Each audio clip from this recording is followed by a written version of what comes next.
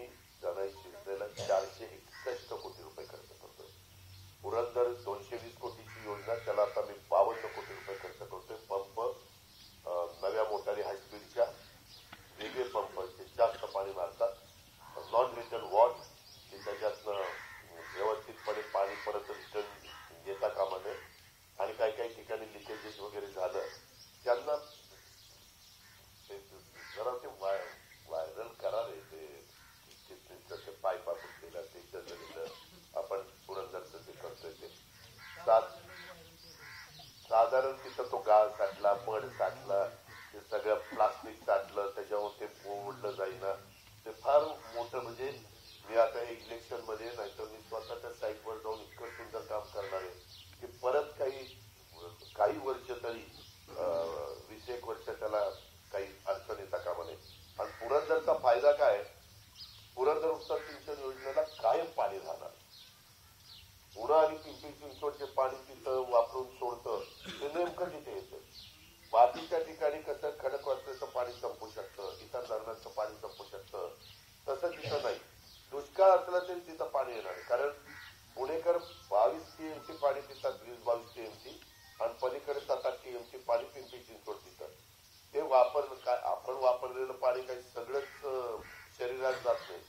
धुळाभांडी केलेलं पाणी ओढ्यात नाल्याने नदीला जातं. अनेक प्रकारचं पाणी प्रक्रिया करून सोडलेलं नदीला जातं. ते पाणी आपल्याला पुरणार आहे. फक्त ते पिण्याच्या लायकीचं नाही, ते जनावरांना पण प्यायच्या लायकीचं नाही, ते शेतीच्या लायकीचं आहे. का तर त्याच्यामध्ये ड्रेनेज वगैरे असल्यामुळं तशा पद्धतीनं पिकं पण इथल्या भागातल्या लोकांची, आता तुम्ही पुरंदरचं ज्यांना पाणी मिळतं त्यांची पिकं बघितली असतील. आणि वेळच्या वेळेला पाणी इथं पुढे येईल. नीरा करा उपसा नीरा नदी भरवून अनेकदा 4-5 वेळेला वीर धरण भरेल एवढं पाणी वाहून जातं. गेले 50 वर्षाचा रेकॉर्ड काढलाय. आणि त्याच्यात गुंजवणी, नीरा देवघर, भाटघर आणि नंतर वीर. भाटघर भरलं तरी पाणी शेवटी वीरलाच येतं. गुंजवणी भरलं तरी पाणी वीरला ओव्हरफ्लो झालं येतं. नीरा देवघरचं पाणी ओव्हरफ्लो झालं वीरला येतं. आणि मग ते सगळं पाणी वाहून आपल्या नीरावरून चंद्रभागेवरून पलीकडं कर्नाटकातनं समुद्राला असं ते पाणी जातं. काही पलीकड पण त्यांची धरणं आहेत. त्यामध्ये तिथं मोठ्या पद्धतीच्या मोटारी टाकून 7-7 फूट, 7 का 7.5 फुटाची पाईप आहे. एक 2 पाईप आपण टाकतो आणि तिथनं पाणी उचलतोय. काही 1000 हॉर्सपॉवरच्या मोटारी टाकून. तुम्ही मला 1000 हॉर्सपॉवरच्या मोटारी म्हटल्यानंतर लाईट बिलनेच आम्ही मारायचो. तर तसं नाही, हे मी सोलरवर करणार. त्याच्यावर लाईट बिलाचा प्रश्न आता या सूर्यप्रकाशावर बऱ्याच अंशी सुटलेला आहे. आम्ही काय करणार आहे, त्याच्यात त्या 1000 कोटीमध्ये चेक पण मी घातलंय. त्याला समजा एक घडीभर 10,000 मेगावॉट वीज लागली, 10,000, तर 20,000 मेगावॉट वीज तयार करण्याच्या पद्धतीत सोलर पॅनल तिथं टाकणार. जेणेकरून त्यांना सांगणार दिवसाची वीज तर आम्हीच घेणार आणि रात्रीची जी वीज लागेल ही 10,000 एक्स्ट्रा होणारी वीज आम्ही तुम्हाला देऊ. तुम्हाला म्हणजे सेंट्रल ग्रीडला. त्याबद्दल तुम्ही आम्हाला रात्रीची द्यायची. काय होतं, लोकांना उठल्यानंतर दिवसा वीज लागते. कारखाने बहुतेक दिवसा चालतात, काही कारखाने 24 तास चालतात, ती गोष्ट वेगळी. परंतु कामाच्या करता आम्ही बघतो, माझ्याकडे 10 वर्ष ऊर्जा खातं होतं. एवढं मोठ्या प्रमाणात विजेची डिमांड वाढती. सकाळी आंघोळीच्या काळात बॉयलर चालू असतात, सगळं काही घरातले कामं चालू असतात. दुपारी थोडासा लोड कमी होतो. पुन्हा संध्याकाळी 7 ते 10 पर्यंत लोड पुन्हा वाढतो. कारण सगळ्यांच्या घरातल्या गोष्टी त्या चालू होतात. कारण घरात सगळे येतात, लाईट लागतात, सगळं काही होतं. त्याच्यानंतर रात्रीच्या वेळेस वीज जरा स्वस्तात मिळते. आम्ही त्यांना सांगतो की तुम्हाला आम्ही दिवसा वीज देतो, त्या बदल्यात आम्हाला रात्रीची वीज द्या. तशा प्रकारचं आता अलीकडं धोरण राज्य सरकारने स्वीकारले, महावितरणने स्वीकारले. त्याच्यावर त्या लाईटच्या बिलाचा भानगडीत तुम्हाला पडायचं कारण नाही. कुणी सांगतील विरोधक आम्ही इतके आजार काय भरणार, काय भरणार, तर भरायचाच प्रश्न नाही. तुम्हाला पाणीपट्टी, जी खालच्या लोकांना कॅनॉलचं पाणी देताना पाणीपट्टी येते, NERC येथे ठरवतात पाणीपट्टी काय लावायची. ही पाणीपट्टी तिथं तेवढी भरायला काही हरकत नाही. पाणी आल्यानंतर त्या मोटारी आम्ही चालू करणार आणि पावसाळ्यामध्ये आपल्याला इकडची सगळी धरणं, तलाव, इकडचे सगळे पाझर तलाव असतील, गाव तलाव असतील, शेतकरी असतील, जे काही तुम्हाला पाहिजे त्या पद्धतीनं आम्ही पाईपद्वारेच तुम्हाला पाणी देणार आहे. जे आता करायला चाललंय. आणि ते दिल्यानंतर 1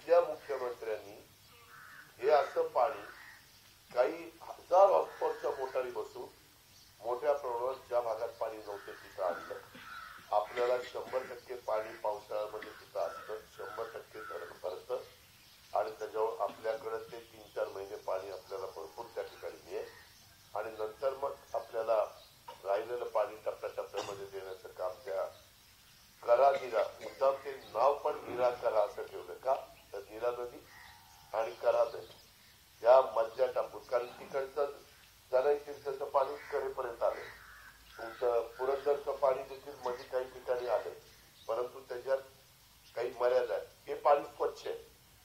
हे पाणी म्हणजे जे कॅझॉलला येतं तेच पाणी, कॅझॉलला ओव्हरफ्लोचं झालेलं पाणी, आणि नंतर आपल्याला जे मिळेल ते पण स्वच्छ पाणी, त्याबद्दल आपण काही काळजी करू नका.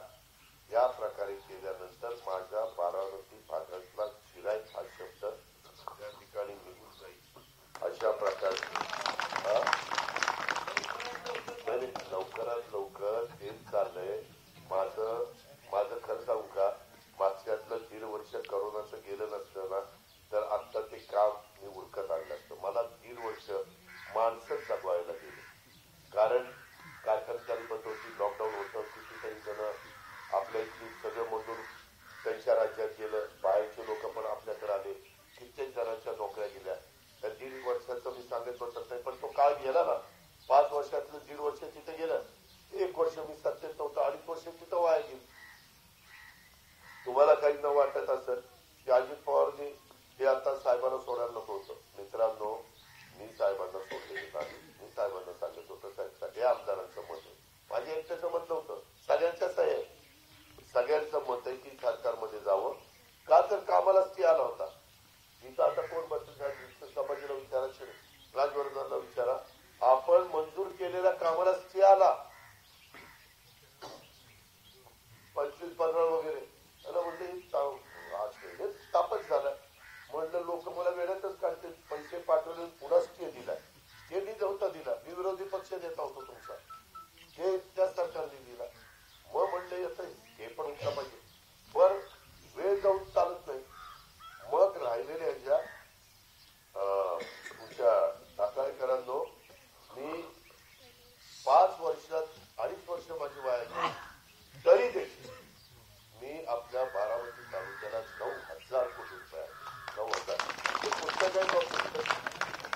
हा, त्या पुस्तकामध्ये सगळे कशा कशाला ते पैसे आले तर काय, मी खोटं बोलणार नाही. आता पण 350 कोटी रुपयाचा सासवड ते भिगवण रस्ता कॉन्क्रीटचा मंजूर केला, 10 मीटरचा, जसा भिगवण बारामती आहे तसा. त्याचबरोबर आपला शिरूर ते सांगवी हा रस्ता 10 मीटरचा मंजूर केलाय, तो तुमच्या जवळच जाईल, तिकडनं शेजारनं, तो मुडाळच्या जवळनं जाईल. मुडाळ राखायला काही फार लांब नाही, त्याच्यामुळं त्याचाही आपल्याला त्या ठिकाणी चांगला उपयोग होईल. मी दळण आपले रेल्वे कठीण पुलाच्या जवळनं गेलेली, त्याचाही तुमचा डायरेक्ट इनडायरेक्ट माल पाठवायला, कारण ट्रकमध्ये पाठवण्यापेक्षा रेल्वेने माल जाणं ते स्वस्तात पडतं. फक्त माल नाशवंत नसावा, नाशवंत असेल तर मग ते रेल्वे वॅगन रॅक बुक करावे लागतात वगैरे. परंतु आपली सोमेश्वरची साखर, माळेगावची साखर त्या पण जातील, त्याचा वाहतुकीचा खर्च आपला कमी होईल. वाहतुकीचा खर्च कमी झाला तर 2 पैसे उसाला आपला भाव वाढेल, असं ते सगळं चक्र आहे. आणि म्हणून या सगळ्या गोष्टी आपल्याला कळेला न्यायच्या. आणि मला खात्री आहे की मी तिजोरी अर्थमंत्री असल्यामुळं मी एवढा निधी तुम्हाला देऊ शकतो, तुम्हाला म्हणजे बारामतीकरांना. त्यामुळं आता या 1,000 कोटी योजनेला मला माझ्याकडं तुमच्यामुळं 6.5 लाख 7 लाख कोटीचं बजेट असतं, 6.5 7 लाख कोटी. त्याच्यातनं 1,000 कोटी करायला मला काही अवघड नाही. हे अक्षरशः 1,000 कोटी म्हणजे एवढं सोपं होणार नाही. कधी कधी काही लोकांना, मुलांना काही वाटत 1,000 कोटी कुठनं आता आणायचा, ही आधी निवडणूक म्हणून काही थापा मारतो त्या काही म्हणतो. मी थापा मारत नाही. या पद्धतीनं मला हे करायचं, त्याकरता तुमचे वडीलधाऱ्यांचे आशीर्वाद, मायमाऊली बहिणींची साथ आणि माझ्या शेतकरी वर्गाची साथ मला त्या ठिकाणी हवी आहे. खरं तर घरातच 2 उमेदवार असल्यावर तुमची पण पंचायत झाली, आता कसं काय करायचं, ही पण कामाचा माणूस, पण साहेब पण आपले दैवत, असं ते सगळं झालं. पण त्याच्यामध्ये आता साहेबांना लोकसभेला सुप्रियाला देऊन समाधानी केलेलं आहे.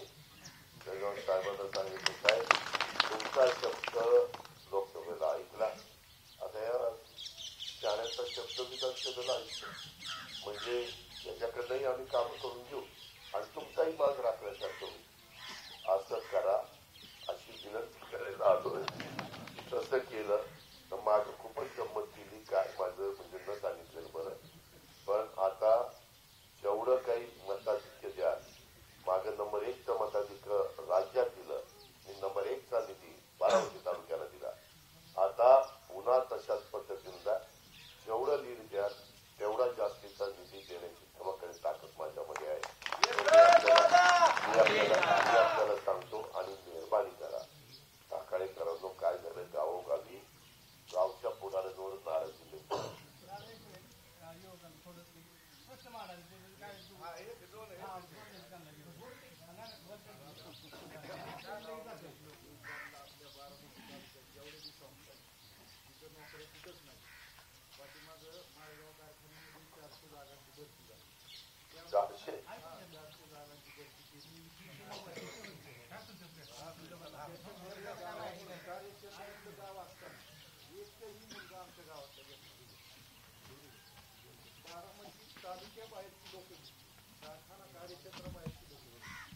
त्यांची नावं दे.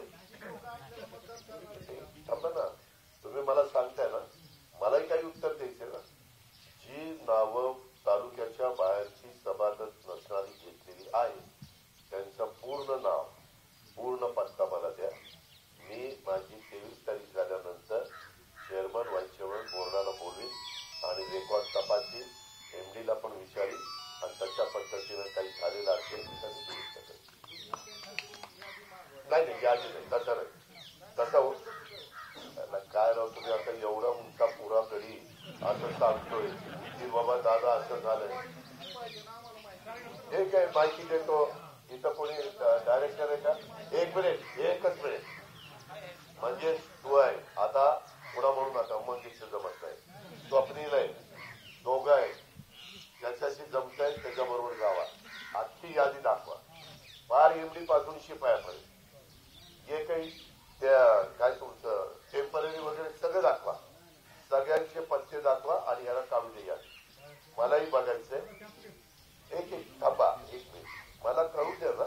उद्याच्याला मी तुमच्या तालुक्याचं प्रतिनिधित्व करत असताना आमदाराचं काम काय असतं? विकासाची कामं करणं. विकासाच्या कामात मी कमी पडलो नाही. रस्ता करणं, लाईट करणं, पाणी देणं, पिण्याच्या पाण्याच्या योजना किती मोठ्या चाललेल्या आहेत ते तुम्हाला माहिती आहे. या सगळ्या संदर्भामध्ये तुमच्या कारखान्यांना भाव चांगला मिळवून देणं. आज महाराष्ट्रामध्ये सगळ्यात जास्त भाव माळेगाव सहकारी साखर कारखान्याचा आहे. ही पण गोष्ट तुम्हाला कोणाला नाकारता येणार नाही. म्हणजे मी महाराष्ट्रात फिरतो, तिथं 2700 भाव आहे आणि तुमचा 3600 रुपये भाव आहे. 900 रुपये टनाला, 1000 रुपये टनाला फरक आहे. या सगळ्या गोष्टी आहेत. आता काय करतात, निवडणूक आली की असा काहीतरी मुद्दा काढायचा आणि त्या ठिकाणी आमच्या सरकारला कात्री ठेवायचा प्रयत्न करायचा. हे मी मान्य करतो. या दोघं तुम्हाला त्याच्याबद्दलची माहिती देतील. 23च्या निकालाच्या नंतर माझ्याकडची माहिती द्या. जे जे जास्त लोक झाले, बाहेरची लोक असतील, बाहेरची तालुक्याच्या, आणि जे सभासद पण नाहीये अशी लोक असतील, त्यांचं आपण काय करायचं ते करू. पण जे एमडी असतील ते बाहेरचे येऊ शकतात. शेती अधिकारी बाहेर, टॉपचे अधिकारी हे महाराष्ट्राचे कुठलेही येऊ शकतात, कारण कारखाना चालवायचा असतो. आम्ही पण अनेक कारखाने चालवतो. Chief engineer, chief chemist, agriculture officer, chief accountant, district incharge, पोजन इन्चार्ज, हे जे टॉपचे अधिकारी असतात हे याला टेक्निकल पण टॉपचे किंवा प्रशासकीय टॉपचे, हे मात्र कुठलेही राहू शकतात. त्याशिवाय कारखाना, आता तुम्हाला आठवत असेल की साहेब आपल्या वाईचे होते, किती वर्ष आपल्याकडे काम केलं. नंतर ते तावरे होते, ते आपल्या पाहिजे सांगलीचे होते. असं ते सगळं, तर त्यामध्ये आम्ही त्या ठिकाणी लक्ष घालू. आणि दुसरी गोष्ट, आता विषय निघाला म्हणून पुणे जिल्हा मध्यवर्ती सहकारी बँकेमध्ये मोठी भरती होणार. 800 जागा भरायच्या. आता 1000 जागा भरायच्या. 1000 जागेमध्ये बारामती तालुक्यातल्या मुलांनी मुलींनी तिथं लेखी परीक्षा द्यावी. 90% मार्क लेखी परीक्षेला आहे. नीट ऐका, 90% मार्क लेखी परीक्षेला. मी राजाराव दिला, पण मला माहिती आहे, कारण सहकार विभागाने त्याच्याबद्दलचे आदेश काढले, कारण भरतीमध्ये भ्रष्टाचार होतो म्हणून. आणि वरचे 10% मार्क, प्रकल्पग्रस्ताला काहीतरी 1 मार्क, आणखीन काहीतरी डबल ग्रॅज्युएटला अजून 1 मार्क, नंतर अजून अशा कशाला तरी मार्क करून 5 मार्क दिले आणि 5 मार्क तोंडी परीक्षेला ठेवले. असा तो पेपर आहे. त्यामध्ये जे काही इथली मुलं मुली मेरिटमध्ये येतील त्यांना संधी देण्याची तिथली नाही, कुठली पण बारामती तालुक्यातली. त्याच्यात तुम्ही तालुक्याच्या बाहेरची लागू शकतात, तालुक्यातली लागू शकतात, डबल ग्रॅज्युएट पण लागू शकतात. जे काही असेल त्याच्या तिथं त्या ठिकाणी परीक्षा द्यावी. 1000 मुलं म्हणल्यानंतर बारामती तालुक्याचा विचार करता साधारण ऍव्हरेज 100 तरी मुलं बारामती तालुक्यात. कुठं झाला कचरा देतो काही माहिती नसतं, बोलू दे. काय सगळेजण आता त्यांनाही संधी असली, कारण त्यांना माहिती अजित पवारला 5 सभा घ्यायची, 10 वाजता प्रचार बंद करायचा.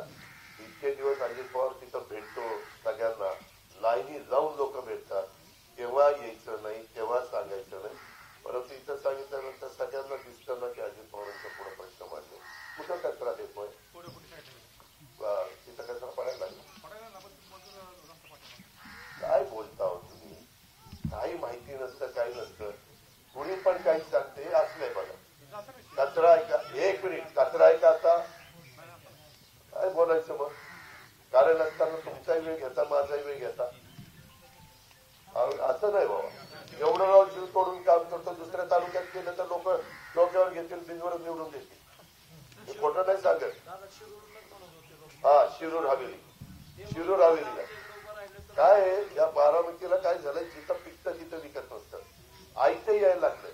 मला तर काही जण म्हणले, दादा मला फार ते आवडले, मी ऐकतो, मी उद्या बोलणार आहे. म्हणलं दादा, तहान लागल्यावर पाणी द्या हो, तुम्ही तहान लागायच्या आधीच पाणी देता, त्याची किंमतच राहिली नाही. तहान लागायच्या आधी तुम्ही पाणी देताय, रस्ता न सांगता होतोय. पिण्याच्या पाण्याची योजना 1000 कोटीची कामं बारामतीत चालली, न सांगता होत आहेत ना. आज 350 कोटीचा तो रस्ता, दुसरा 350, एक तालुक्यातनं असा गेला, एक तालुक्यातनं असा गेला. मेरठ वरगाव रोड, आता माझा नीरा रोड 4 लेन होणार आहे. मी भाषणात सांगतो की कुणी जास्त जवळ जाऊ नका. आज एवढे रेल्वे इतके वर्ष झाली नाही. मोदी साहेबांना भेटल्यावर झटक्यात त्यांनी काम सुरू केलं. किती 25 वर्ष रेल्वे पडली होती जाफर शरीफ पासून. फलटण रोड बंद पडलेला, तो सुरू केला. पालखी मार्ग, राव कधी पाटसला वळतात आणि कधी बारामती येते. 15 ते 20 मिनिटात बारामती येते. पूर्वी 1.5 तास लागायचं जायला. मला चांगलं आठवतं, आमच्या लहानपणी पुण्याला जायचं म्हटलं तर 4 तास एसटीला लागायचं. 4 तास. सगळे फ्लायओव्हर, कुठं पूल करतोय कॅनॉलवर, रस्त्यावर पूल करतोय, नदीवर पूल करतोय. रस्त्यावर म्हणजे तिथं पुढे ते आपलं वडगाव निंबाळकरचं असेल किंवा काय, या सगळ्या गोष्टी अशा पद्धतीनं काम चालू. मी खोटं नाही सांगत, त्यानं सांगितलेलं खरं आहे. मला शिरूर हवेलीलाही बोलवलं होतं, मला सिन्नरलाही बोलवलं होतं, पुरंदरलाही बोलवलं होतं. पण सगळे म्हणले, राव दादा तुम्ही आमच्या तालुक्यातले कशाला तिकडे जाता. कर्जत आमच्याकडं मी पुन्हा तिथं लाव आमचे, त्याला सकाळपासून कोणी मिळालं नाही. आज नको बाबा, आपला अरे बाबा, ही गोष्ट वेगळी होती. ते मला एवढंच सांगायचं, एवढं सगळं आम्ही काम करतोय, मला तिथं पटलंय. तहान न लागताच पाणी घेतलं, त्याच्यामुळं त्या पाण्याची किंमतच राहिली नाही. दुसरं पाण्याच्या बद्दल आता एवढं 1000 कोटीचं काम चर्चा नाही. कसं ते पाणी 1 TMC काढलंय आणि ओव्हरफ्लोच्या पाण्याच्या निमित्त कसं ते बसवलंय. कारण आपल्या इथं हे झालेलं आहे, कर्नाटक, आंध्र आणि महाराष्ट्र यांचा लवाद झालेला आहे. पावसाचं पडणारं पाणी किती TMC महाराष्ट्राने ठेवायचं, किती TMC आंध्रला, कर्नाटकला सोडायचं, किती TMC आंध्रला सोडायचं, या सगळ्या गोष्टी आहेत. त्या सांगत बसलो तर मला दिवस कमी पडेल. माझी तुम्हाला सगळ्यांना विनंती आहे की माझ्यावर आजपर्यंत तुम्ही विश्वास ठेवला, यावेळेस पण विश्वास ठेवा. मागचं लोकसभेचं झालेलं मी विचारणार नाही. इतर तुम्ही मला कृषी मूळ शिक्षण संस्थेचं अध्यक्ष केलं. मी अध्यक्ष नसताना काय तिथली अवस्था होती, आता त्या कृषी मूळ शिक्षण संस्थेच्या इमारती आणि सुविधा या कशा मी देत चाललोय. कराटीचे पण हायस्कूल बघा, तिथं ITI वगैरे, इतर पण वेगवेगळ्या ज्यांच्याकरता योजना आणली, लाडकी बहीण योजना, त्यांच्याकरता 3 गॅस सिलेंडरची योजना आणली, त्यांच्याकरता मुलगी जन्माला आल्यानंतर 1,01,000 रुपये जन्मल्यापासून 18 वर्षाची होईपर्यंत टप्प्याटप्प्यामध्ये मिळण्याची योजना आणली. वयस्कर लोकांना वयोश्री योजना आणली. वयस्कर लोकांना 75च्या पुढच्या स्त्री पुरुषांना मोफत एसटी प्रवास ची योजना आणली. कुठं देवदर्शनाला जा, सुनाला भेटायला जा, जावयाला भेटायला जा, लेकीला भेटायला जा, कुठं जायचे तिथं जावा, फुकट प्रवास आहे. तुम्हाला अर्धा प्रवास आहे आता, म्हणजे केशकालच्या आतमध्ये तिथं. या सगळ्या गोष्टी आपण त्या बाबतीत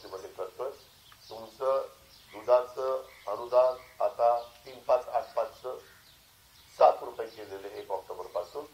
त्याच्यामुळं दुधाला पण 2 पैसे माझ्या शेतकऱ्यांना मिळावे ही एकनाथराव शिंदे, देवेंद्रजी, अजित पवारची भावना, हेही तुमचं त्या ठिकाणी केलं. लाईट बिल 0 आणलं.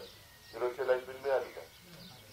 0 लाईट बिल आणलं. 3, 5, 7.5 याच्यातनं काही 1000 कोटी रुपये माझ्या शेतकऱ्यांचे वाचले.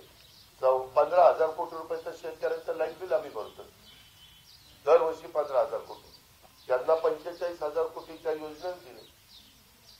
दुधाचं, गॅस सिलेंडरचं, डिप्लोमा, डिग्री आणि 12वी या मुलांना स्टायफनचं म्हणजे प्रशिक्षणार्थी करता 6 महिन्याचा कोर्स करायला जवळपास माझ्या माहितीप्रमाणे 8,000 कोटी रुपये हे केले. मुलींचं शिक्षण कॉलेजचं फ्री केलं. कारण अर्ध होतं, परंतु अर्ध पण भरण्याची काही आई वडिलांची ऐकत नाही. ती मुलगी चिडायला लागली किंवा ती म्हणायला लागली की मी जन्माला येते, मला शिकायचंय आणि शिक्षण मिळत नाही. आम्ही ज्यावेळेस शिवशाहू फुले आंबेडकरांचा महाराष्ट्र सांगतो त्यावेळेस लेकीला तर शिक्षण मिळालं पाहिजे गरीब मुलीचा. त्याच्याकरता आता पूर्ण फी भरायचा निर्णय त्या ठिकाणी घेतला. असे खूप काही निर्णय घेतले. हे निर्णय पुढे चालू ठेवायचे असेल, निराकरांचा शिक्षण योजना गतीनं चालू करून. बरं तुम्हाला माहितीये मी एकदा एखाद्या कामात लक्ष घातलं तर मी युद्ध पातळीवर काम करून देतो. प्रशासनाकडनं काम करून घेण्याची हातोटी मला आहे. प्रशासनावर माझी पकड आहे का नाही? अधिकारी त्या ठिकाणी ऐकतात ना माझं. बघू करू असं नाही मला सांगेल. हा म्हणूनच मी उभा राहिलो. होय बाबा होय.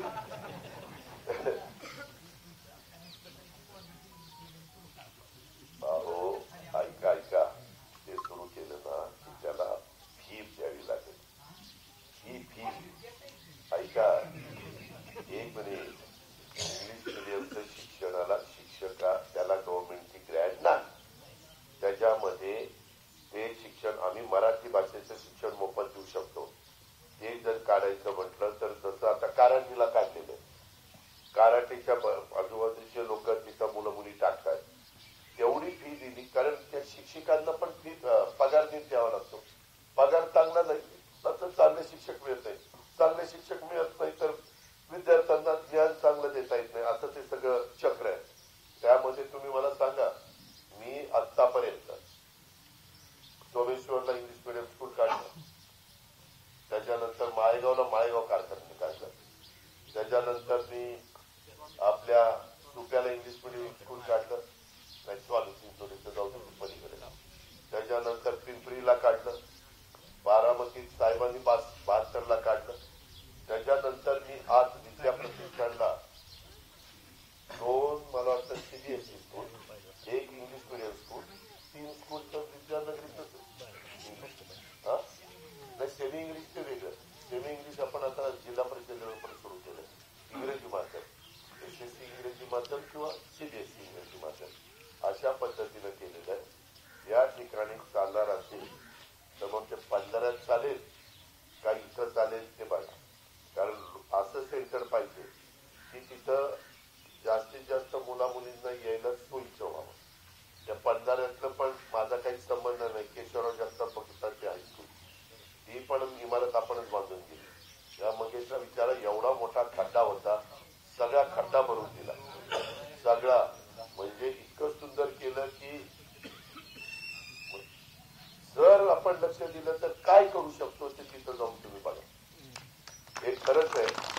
आणि म्हणून माझी विनंती आहे की यावेळेस तुम्ही मला चांगल्या मताधिक्याने महाराष्ट्राच्या विधानसभेमध्ये पाठवा. आज राज्याच्या राजकारणामध्ये प्रमुख आम्ही लोक आहोत, त्याच्यामध्ये आपल्या नावाचा समावेश होतोय. आज उद्याच्याला काही पण तिथं घडू शकतं. त्या संदर्भामध्ये तुमची सगळ्यांची साथ मिळाली ही आग्रहाची विनंती तरुणांना, तरुणींना, मायमाऊलींना, वडीलधाऱ्यांना सगळ्यांना करण्याच्या करता मी आलो.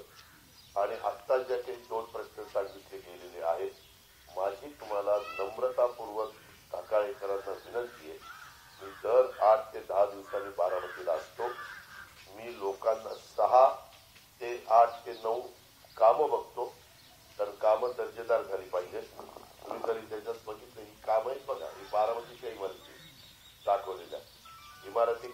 आधीच्या काळामध्ये झालेल्या नव्हत्या. पुढच्या वेळेस मी काय ढाकाळ करता करणार आहे त्याच्यामध्ये देखील आम्ही दिले. ढाकाळ संतोष शिर्के तर रामदेव शिर्के रस्ता, ढाकाळ येथे उत्तम जगताप घर ते गोरख घर रस्ता, ढाकाळ येथे ज्योतिराव शिंदे ते ढाकाळे रस्ता आणि अजून काही राहिलेलं असेल ते पण आपण त्या ठिकाणी करू. हे मी आपल्याला सगळ्यांना सांगतो. तिथं या, तिथं प्रांत असतो, मामलेदार असतो, बीडीओ असतो, त्याच्यामध्ये MSCBचा इंजिनियर असतो, PWDचा असतो, इरिगेशनचा असतो, सगळे अधिकारी तिथं, DYP असतो तिथं, PI असतो, सगळे लोक तिथं असतात. त्याच्या नगरपालिकेचा CEO असतो. आता तुम्ही जो कचऱ्याचा विचारलं लगेच मी तुम्हाला सांगितलं असतं CEOला विचारू. मी तर तुमच्याकडनंच त्या ठिकाणी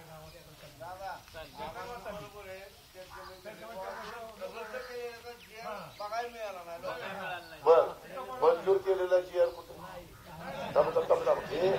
अरे त्या गावच्या गोळी त्याच गावच्या बाबाई असतात. त्या म्हणत नाही मला आता जायचे शंकर 10 करायचे. बोलू द्या. एक मिनिट, माझी एवढीच विनंती आहे. माझाही वेळ महत्वाचा आहे, तुमचाही वेळ महत्वाचा आहे. इथनं पुढं हे माळेगावचं काढलेलं, हे काढलेलं तिथं आलं तर तिथं केशवरावला बोलत आहे. तिथं आता नगराध्यक्ष नाही परंतु चीफ ऑफिसरला बोलत आहे. आणि त्या ठिकाणी माझे तर कामाची पद्धती मला खूप जणांनी सांगितलं हे आता नाक सोडा, आलं की लाव पडतो आणि लगेच तर काम. 2-4 हेलपाटे झाल्याशिवाय त्याला त्या कामाची किंमत कळत नाही.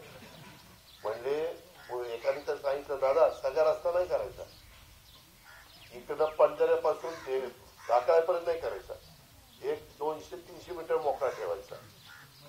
ही कळलं पाहिजे. चांगला झालं ते कसं होते, खराब राहिलं की कसं होते. 4 रोड झाला की ती दुसरीवर जाते, त्याला काय जाते की उपमुख्यमंत्री केलंच पाहिजे. काय सरकारी घडी आहे, केलंच पाहिजे. आता किती कोटी आले रे 5 वर्षात? 5 वर्षात खामगाववाडी आणि ढाकाळ्याला जवळपास 15 कोटी रुपये आले. आमदाराला 5 वर्षाचा आमदार निधी 25 कोटी आहे. 15 कोटी इकडेच दिले. बाकीच्यांनी काय तुला लावून फोटो करावं का काय? गमतीचा भाग जाऊ द्या. परत आता ह्याच्या आधी खामगाववाडीला कधी एवढा पैसा आला होता का? पण आमची विनंती तीच आहे बाबांनो, हे त्याची कुठंतरी जाणीव ठेवा. आजूबाजूच्या पाहुण्या रावळ्याकडे गेलं की त्या तालुक्यात बघा काय परिस्थिती, काय चाललंय, कसे रस्ते, काय सुधारणा होत आहेत, किती पैसे विकासाला मिळत आहेत.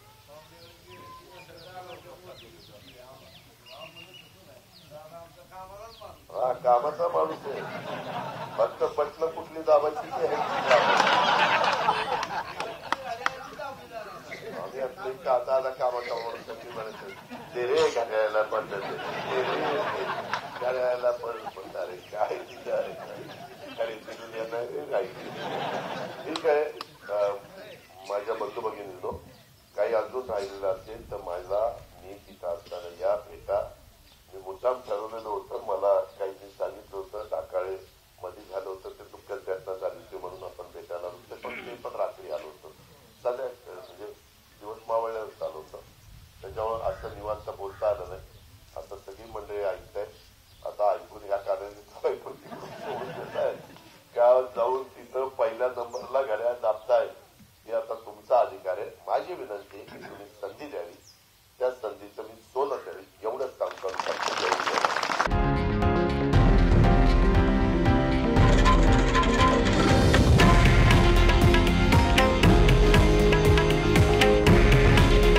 हे आहे देशातील नंबर 1 न्यूज नेटवर्क आणि आपण पाहत आहात TV9 मराठी. काळजी तुमची, हित महाराष्ट्राचं.